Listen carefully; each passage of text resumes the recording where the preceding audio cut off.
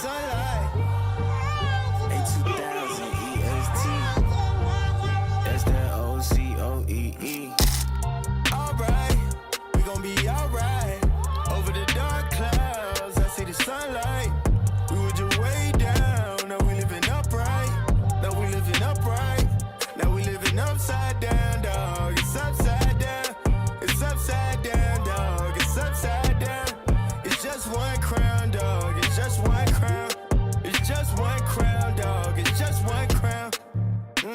My name is Odell, Dr. Odell, whatever you want to call me. I'm a physical therapist.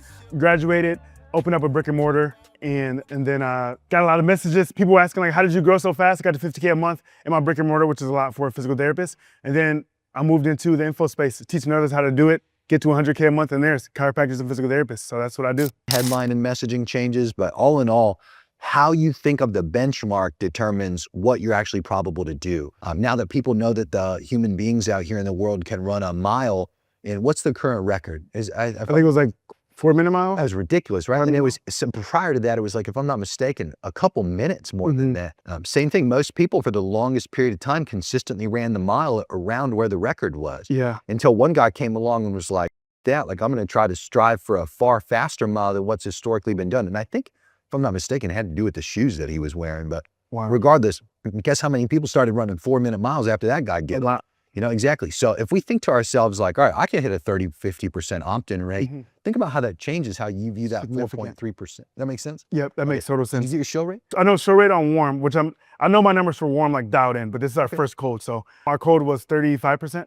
Okay, that's great. By the way, in terms of show rate benchmarks, you're above average. So 10 to 15% right now seems to be like the bottom of the barrel and where people who are really struggling are averaging. That range, by the way, could indicate that you have email issues. Like if you, as an example, have that low of a show rate, you may have a reputation problem. You may also just have your emails landing in spam and you're not actually hitting anybody. You may not even have a reminder sequence set up with 10 to 15%. I mean, pretty much 10 to 15% is like you have no best practices. 20% is like, I'd say about the average, like somewhere between about 20 and maybe like 22.5%. Once you get into the 30s, like you're doing good. You have people that are enthusiastic to show up. You likely have back-end selling systems dialed in for it. Simply put, like people are actually looking forward to what you have, or you're picking just simply put a great time and day to actually execute.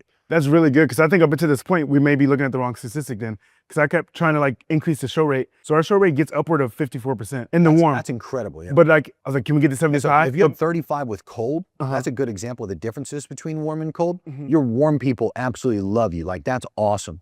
I had done a cold audience webinar as an example, just a cold broad, and I was in the low 40s. Did you remember my exact stat that I had for my cold audience webinar that we had done recently? For my cold audience webinar specifically that we had, that was in the 40s, right? The show rate. Yeah, correct. Oh, yeah, Yeah, I think we had like 44 or something like that. And that was just cold broad audiences that we had targeted. So anyway, 35 for cold is very good. And you absolutely are correct. You are looking at the wrong statistic in terms of where the leverage exists in your funnel. Trying to take a cold audience from 35 to 50 isn't necessarily wasted effort if there's no other contraction that's obvious in your process currently. If that 4.3% opt-in rate holds up to be true and accurate, then that's obviously where all the leverage is, because it's just simply put way easier to double twice before you'd ever take your show rate, double it from 35 to 70 for cold. Does that make sense? That's huge. Yeah. We ideally want that to be 30% plus. Okay. If my retention rate sits above 80%, I know that my webinar is good.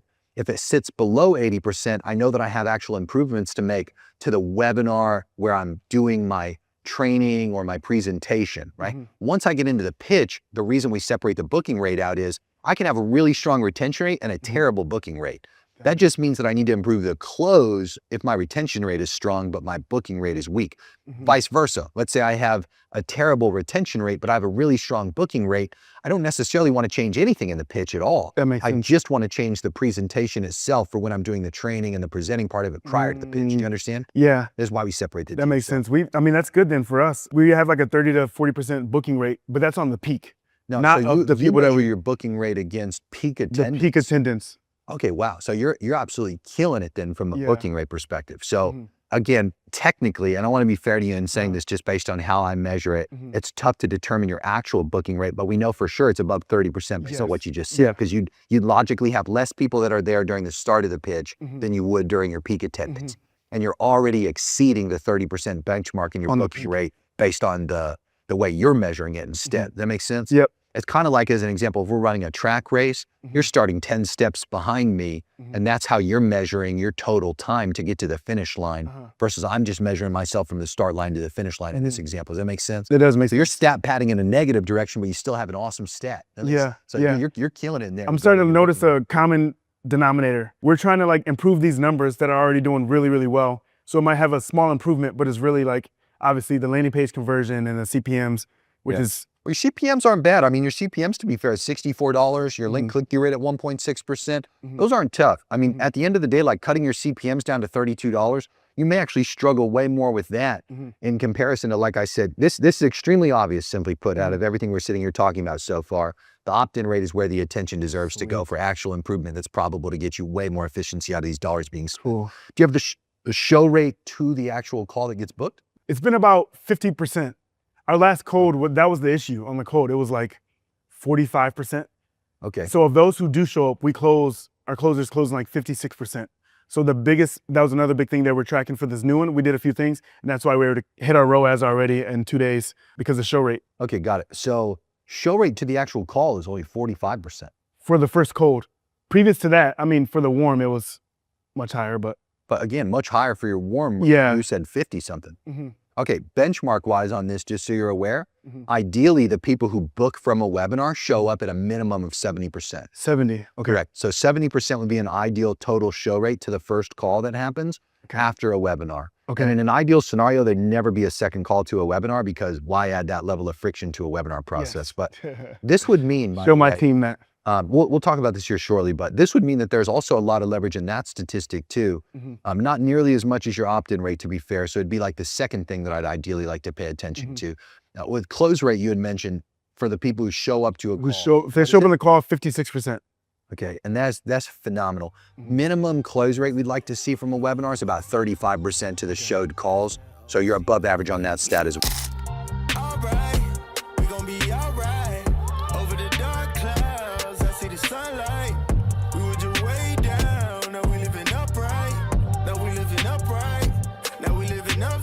We truly aren't even like, with organic, we're literally trying to unlock this funnel of the webinar only and set it before trying to, like, that's what we teach our docs to do as well. Like maximize the channels before we move on to the next one. Just so it's like easy for us to grow. And like I said, like we're still early on. So we're just growing month over month. Like I think December, we were like 90K, then we went to 100 and then we just keep growing month over month. So yeah. And then up until 2 months ago, I was doing all the closing calls and all that stuff as well. Everything for marketing, everything for the CSM. My wife and I. So now we have teams, so now I can see us being able to like do these other things. Yeah, makes sense. I mean, that obviously goes to show, because you mentioned you have how many followers specifically on IG? 63,000, 62,000. Got it. And Dr. Abby here as well, who's behind the scenes, who also acts as a potential organic channel and revenue source for you guys as a partner with you. How many followers you say she has? She has 13,000. Got it. And then on YouTube right now, do you know your subscriber count or like I think I have like per video? I mean, 4,000 something. Nice, great. 4,000 something. You know your average views per video right now? Like probably 200 to 300. Nice, that's good. Yeah. What that represents, by the way, is a common misconception with YouTube when you first start. The people who are actively going through your sales process are the people to be most probable watching those at the very beginning of your YouTube journey, whereas later on it acts as a discovery mechanism. Like there's a tremendous amount of people that sit here that obviously already have awareness of who I am, that are now becoming aware of who you are, that have already watched an unknown amount of videos from me. But there's also people who are sitting now watching this for the very first time that may have actually seen this in their YouTube discovery feed or as a suggested video somewhere else in the platform, or maybe got it sent to them or something. So that doesn't necessarily happen though for a fair bit of time. Yeah, that makes sense. That makes sense. We're committed to it. Momentum in the niche, but yeah. All right. So, okay, you sold your clinic. I imagine that's a main angle that you're taking inside of your paid ads, or like what's the main hook that you're using currently from the main angle is Dr. Abby grew her practice to $1 million practice, but it took 8 to 10 years. So we say, hey, it would have been faster if we knew the information that we're teaching you. And then also I grew mine to 50K a month, less than 6 months after graduation. So that's a big angle as well, because there's people who have been in practice for 25 years that still aren't able to do that. I would say a very, very small percentage gets to 50K a month or even 100K a month. So those are the two angles. And then now even using the angle of we're both doctors and we've now scaling the business to $1 million a month. So we're open about sharing our journey as well. And that's attracting people to be able to just talk openly about numbers. And then I don't know why in like our profession, any doctors, like people are hush hush about money and it's like a taboo topic. So being able to like go against that grain and talk about money and talk about the things that people aren't willing to say Because if you ask a doctor like, hey, why do you do what you do? I want to impact, I want to do this. It's like, no, tell us your selfish reasons. Like, what do you want to do for your family? Why do you want to earn more? Why do you want to not use insurance? So that's our angle. Okay, makes sense. Alright, we gon' be alright. Over the dark clouds, I see the sunlight. We were just way down, now we living upright. Now we living upright. Now we living upside down, dog. It's upside down. That's like the big reason to actually buy. As an example of this, really consider something super broad like buying a car. Okay, if I go to buy a car, what do you think the main reason is that I'm going to buy a vehicle? In today's day and age, why am I actually going to purchase a car? Today's day and age, they want to flex. Well, I mean, keep in mind, this is a perfect example of what I'm talking about. Think about this. That is a perfect example of what's called a minority hook, okay? So if I think to myself as a best practice, like an exercise, what's the broadest possible reason that somebody would want to buy a car, right? If I say, oh, well, nowadays, because people want to flex, dude, you got to leave Miami. It's like, if you drive out of this area and you go to, as an example, I was just recently in North Carolina on this beautiful lake that I go to occasionally. And dude, there wasn't a single car there, not one that was worth more than probably 90 grand, you know, and it was a nice truck, you know, and it's like in different parts of the world, everybody has very specific reasons for why they buy.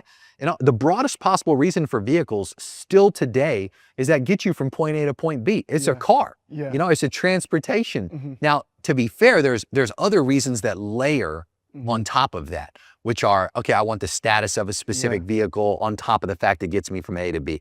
You know, I've had specific cars, like a good example is my McLaren 750S that I had. Just recently sold it. And to be fair, I absolutely love that car. It's an awesome car. But I sold it because I'm having a daughter later this year. I just thought to myself, I drive around that car so fast. I was like, this is irresponsible at this point, you know? But it's a great car. But I remember it was early summer. It was probably like early May at this time that I'm telling this story. I had the top down and I had taken about a 40-minute drive. And I was out in the boonies in like West Miami going to some place that my pregnant wife was craving something from, okay? And I remember thinking to myself, like, man, this car's so uncomfortable over a long duration of time of driving it. But, you know, hey, the doors go up. It looks fucking sweet. Like, it's a hell of a car. And I ended up getting a migraine when I later was in that drive because somebody put I was exposed to too much sun. It was a high stress thing. It was like midday. And it was super uncomfortable. You know, it was a terrible long-term experience. Short-term, though, super high status, great vehicle, loved it mainly for that. And the fact it was also fast and fun, you know, like all those things. But those are minority hooks. Most people just buy cars for the fact to go from A to B. So if I, as an example, was you, and I thought to myself, okay, I'm going to sell cars, and I'm like, all right, what's the majority hook? And right away, I'm like, oh, it's because people want status. Let me build all my assets around that. Let me make my ads to that. Let me make my funnels to that. Let me make my email marketing. Let me get my salespeople to talk about that. I'm actually going to miss out. Really look at this, okay? I'm going to miss out on the entire market that exists besides that one little tiny demographic that I'm actively appealing to. You see, the demographic that I actually reach when I have a specific minority message is just that one little sliver of the pie. And so when you audit what you're doing and you ask yourself, okay, am I using minority hooks or am I using a majority hook? Am I properly layering multiple hooks or am I really just appealing to one specific person type? You're going to find that in most instances, when you have such a low opt-in rate, that yes, it's a very high probability based on your tech stack, to be clear, it's probably just a paid load issue. You could just be using a tiny little hook, especially just based on your thinking with how we would sell a car. Does that make sense? In addition to that, there's a very important distinction that has been made over the years. When ClickFunnels first came out, there was this, I don't necessarily know what to call it other than like rhetoric inside of the niches that exist that everybody targets, where the word ClickFunnel page started to be used, where the page had like a certain font type, it had a certain layout that everybody became acclimated to, and users would start to apply status, like whether it's a higher status or a lower status based on how your page actually looks by default. Now, because Go High Level cloned ClickFunnels 1.0 like to the T, you can expect and anticipate that any Go High Level page is also going to look like a ClickFunnels page. And so I think this is another reason that our bolt.new pages would convert better in comparison with no difference in content. Again, the same messaging, the same images, the same all that, just a different like format of the page. Yeah. My format of the page, I mean, it might just be the most subtle thing. Like there's a different font that's used. There's drop shadows in different places. The constraints of like the average column width might be a little different. Simply put, like the layout of the page is what I'm referring to when I say format, because it's interpreted as different on these other funnel builders. I think in the eyes of a user, that's historically been targeted a lot with businesses that have really burned them. Think about how important this is. If I align myself in any way, visually, messaging congruency, the things that I literally say that auditorily are interpreted, how my brand feels to anybody that they've had a bad experience from, I'm naturally aligning myself right away with losing odds, okay? In comparison, when I have something that cannot be compartmentalized immediately by saying something like, oh, this is a ClickFunnels page, I'm probably gonna have the same experience with this dickhead as I did with all the other people that burned me. Give or take what niche you're targeting, like you with chiros, can overcome a lot of like This is a very important thing. Ask yourself this, does this all get processed consciously or subconsciously in the mind of a user when your page just loads up and then they just leave right away, right? It's not like they sit there and process a lot of this. It's just like all human beings make snap-second judgments on things. If we try to bring it to our conscious mind to process why we made the decisions, usually we can explain it. But a lot of it is feeling and past associations. It's a system that's inside of all of us that prevents future harm. If we go out and we eat the wrong berry off a bush or we kill the wrong animal and it's yucky, simply put, that's in our system from an evolutionary perspective to avoid those things again in the future. Now that all carries through to when we do business with people. It obviously carries through with all human relationships. So my point is, long story short, you having a page built on Go High Level, highest probability is just page load issues. Second highest probability is the format may be interpreted with other people that have already fucked them over in the past. So simply put, a new funnel builder, like, again, it could be anything.